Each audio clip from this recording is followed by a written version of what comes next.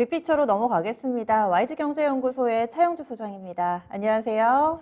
예, 안녕하십니까. 차영주입니다. 네, 오늘 이야기 나눌 주제입니다. 이번 한 주는 삼성전자 얘기를 계속해서 해봐야 될 것 같습니다. 오늘은 쉬어가지만은 시장 분위기를 확 바꿔놓는 모습인데요. 그렇다면은 이슈가 상당히 풍성한 삼성전자, 그를 둘러싸고 있는 이런 내용들 하나씩 좀 점검을 하면서 추가 상승이 나올지 그 방향성까지 알아보겠습니다. 가장 먼저 삼성전자 최근에 다시 강해진 이유는 어디 있을까요? 예, 삼성전자가 그동안 많이 좀 쉬었죠. 오르지 못해서 많은 투자자분들이 답답함을 토로하고 계실 것으로 미루어 짐작을 합니다. 포문을 연 것은 뭐 잘 아시다시피 외국인들의 매수세죠. 외국인들의 매수세가 그저께부터 들어오면서 어저께까지 강하게 뭐 오늘도 지금 현재 들어오고는 있습니다만 그 수량은 많지 않은 것으로 일단 파악이 되고 있고요. 일단 외국인들이 그 매수를 좀 하다 보니까 기관들까지 추가적으로 삼성전자를 살 수밖에 없는 그런 모습이다라고 말씀을 드릴 수가 있겠습니다.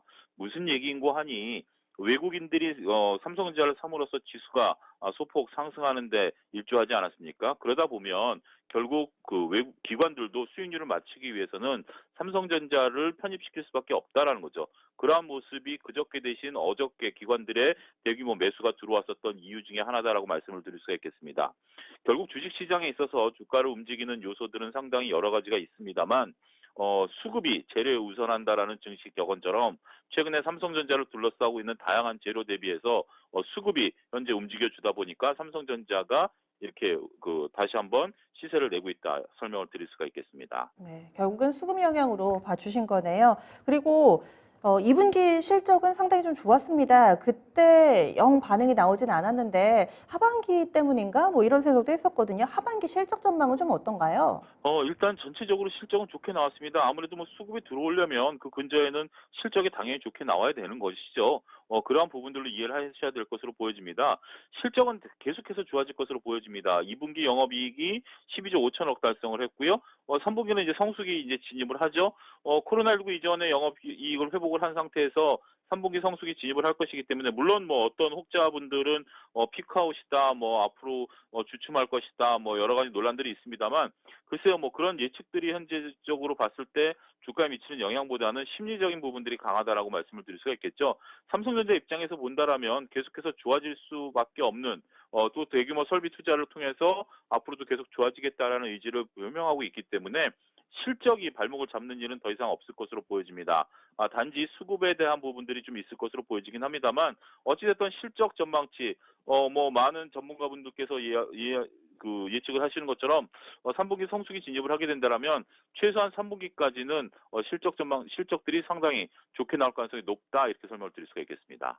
네. 게다가 IT 섹터는 또 연말이 좀 더 이 성수기이기 때문에 실적에 대한 기대 계속 뭐 가져가 보자 이렇게 얘기를 해주시는데요. 그렇다면은 사실 실적, 2분기 실적이 좋다는 것은 7월 초에 가이던스 발표 때부터 이미 알고 있었는데 그럼에도 불구하고 주가가 그 이후로도 많이 밀렸었단 말이죠. 그동안의 주가 부진은 어떻게 해석해야 될까요? 이 역시 뭐 수급의 문제가 아니겠는가라고 말씀드릴 네. 수가 있겠습니다. 뭐 그동안 외국인과 기관들이 계속해서 매도세를 좀 나타냈고요. 그러한 매도세에 힘입어서 주가가 못 올랐었다는 것들이죠. 개인만의 매수세를 가지고 주식을 끌어올리기에는 아무래도 역부족이다라는 점을 인정하셔야 될 것으로 보여집니다. 개인들이 많은 비중을 계속해서 전기전자 중심으로 그동안 매수를 해온 것으로 알고 있는데 그동안 외국인과 기관들은 이제 매도를 했었거든요. 그런 부분들이 쉽지 않았고요. 그리고 그러면 기관들과 외국인들이 왜 그동안 안 들어왔느냐? 라고 생각하시는 분들도 있습니다만 이익 추정치에 대한 선반영도 일정 부분 역할을 했을 것으로 보여집니다. 그동안 수익률을 맞추기 위한 노력들을 다양하게 했던 것으로 보여지기 때문에 그동안에 이제 어느 정도 다른 종목들이 순환매를 돌지 않았습니까? 따라서 1차적으로는 순환매가 돌고 난 이후에 다시 한번 순환매가 돌기에는 부족하기 때문에 이제는 삼성전자 쪽으로 수급이 개선되고 있는 것들이 아니겠는가 그렇게 말씀드릴 수가 있겠습니다. 네.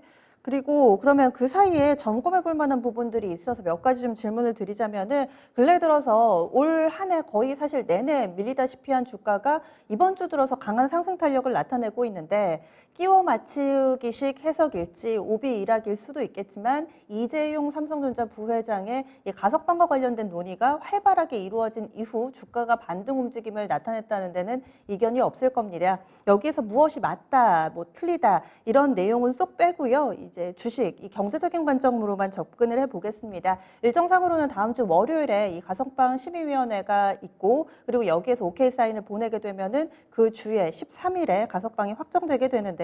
그래서 그런지 요즘에 삼성전자와 관련된 뭐 투자라든지 이런 기대감과 관련된 부분들이 많이 거론되고 있습니다. CEO 리스크가 좀 해소된다면은 주가가 계속해서 상승할 수 있을 것인가, 뭐 이에 대한 시각도 있는데요.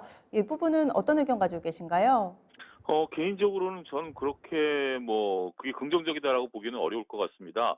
일단 삼성전자 이재용 부회장이 지금 혐의가 세 가지인데요. 확정된 건 한 가지고 두 가지는 아직까지 진행 중에 있습니다.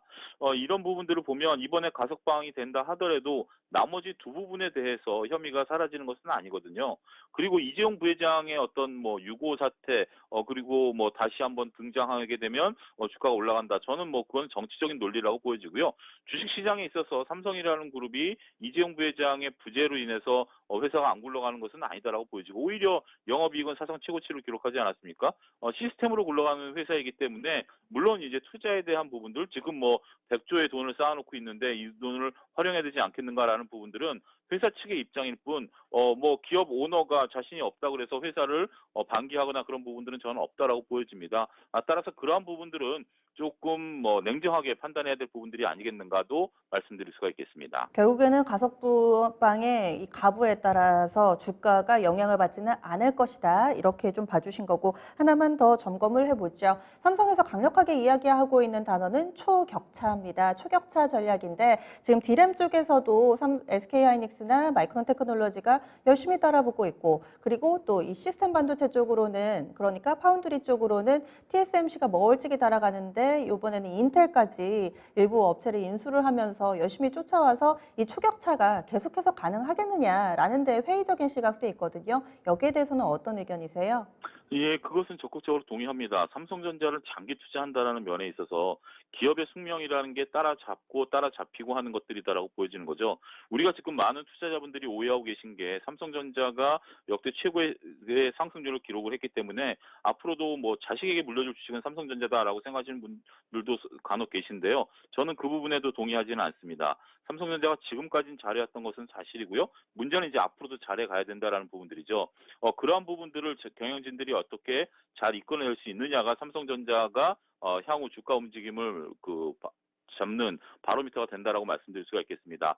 단순하게 지금 뭐 계속해서 이 전자업종, 반도체 업종이라는 특징이 설비 투자를 해야 되는 부분들이고요. 그런 막대한 투자를 통해서 비교 우위를 나타내야 되는데 앞으로 뭐 이런 부분들에 대한 우위가 더 강화될지 아니면 경쟁으로 인해서 훼손될지는 좀 꼼꼼히 지켜봐야 되지 않겠는가 말씀드릴 수가 있겠습니다. 네, 결국에 본업에 있어서의 이 초격차 전략의 부분은 꾸준히 좀 팔로우업을 하자, 점검을 해보자라는 의견 주시네요. 그렇다면 최근 흐름 타서 계속해서 삼성전자가 반등 움직임을 이어갈 수 있을까요? 예, 일단은 지금 단기적인 추세는 좀 이어질 것으로 보여집니다. 수급이 일단 주도하고 있을 것으로 보여지고, 일단 수급이 이렇게 단발마성은 아닐 것으로 보여지고 있기 때문에 수급에 기대서 올라가는 장세는 계속해서 이어질 가능성이 높다라고 보여지는 거죠. 여기에 이익 전망치가 뭐 설랑설렌합니다만 쉽게 훼손될 부분들은 아니다라고 보여지기 때문에 이익 전망치를 바탕으로 한 수급의 견인 이런 부분으로 인한 삼성전자의 추가적인 상승은 충분히 가능하지 않겠는가 말씀드릴 수가 있겠습니다. 결국에는 수급이 그 기준점이 될 것이다. 나침반 역할을 할 것이다. 이런 의견 주시네요. 향후에 그러면은 삼성전자의 주가 전망 어떻게 하고 계신가요? 결국 외국인과 기관의 키를 좀 주고 있는 안타까운 현실이다라는 점을 반복할 수밖에 없겠습니다. 뭐 그들이 다시 한번 빠져나간다라면 뭐 아무래도 그 이익이 좋다 하더라도 조심스러울 수밖에 없는데요. 하지만 단기적으로 봤을 때는 충분히 가능할 것으로 보여집니다. 또 한 가지 여러분들이 잘 아셔야 되는 게 증권사들이 목표 주가를 10만 원대를 제시했던 증권사들이 대부분 그 사이 소리 소문 없이 9만 원대로 낮췄다라는 점이죠. 따라서 너무 과도한 기대를 하기는 어렵다 하더라도 이번 상승 모멘텀을 기대서 9만 전자까지의 상승 모멘텀은 충분히 가능하지 않겠는가 말씀드릴 수가 있겠습니다. 네, 알겠습니다. 그리고 결국에는 지금 여러 차례 강조해 주신 부분이 수급인데 외국인이 근래 들어서 삼성전자를 왜 샀을까요? 글쎄요. 저는 이렇게 보고 싶습니다. 삼성전자를 사는 이유는 여러 가지가 있겠고 그것을 뭐 정확히 진단하기는 어렵겠습니다만 앞서도 잠깐 언급드렸다시피 삼성전자가 2020년에 올라옴에 따라서 외국인과 기관들의 펀드 수익률을 맞추지 못했었던 그런 상황이 있었죠. 그런 상태에서 삼성전자를 잡아놓고 순환매를 돌면서 펀드들의 수익률을 맞춰놓은 상황이죠. 이제는 삼성전자가 올라가줘야 새로운 펀드 수익률을 이루어낼 수 있다라는 점에 있어서 외국인과 기관들의 매수세가 들어오지 않았는가 말씀드릴 수가 있겠습니다. 네, 알겠습니다. 그러면 오늘장 큰 그림 그려주세요. 일단은 증시는 좀 더 뜨거워질 것으로 전망이 됩니다. 최근의 흐름들 보면 삼성전자뿐만이 아니라 여타 다른 관련 주식들도 5, 6%씩 올라가는 주식들이 이제 나타나기 시작했습니다. 근래 보기 드문 그런 모습들인데요. 이런 모습들을 보게 된다면 증시는 8월 증시는 오히려 생각보다 좋아질 가능성도 있다라고 보여지기 때문에 증시 변화에 대해서 꼼꼼한 체크가 필요하지 않겠는가 말씀드릴 수가 있겠습니다. 네, 오늘 자세한 말씀 잘 들었습니다. 고맙습니다. 예, 감사합니다.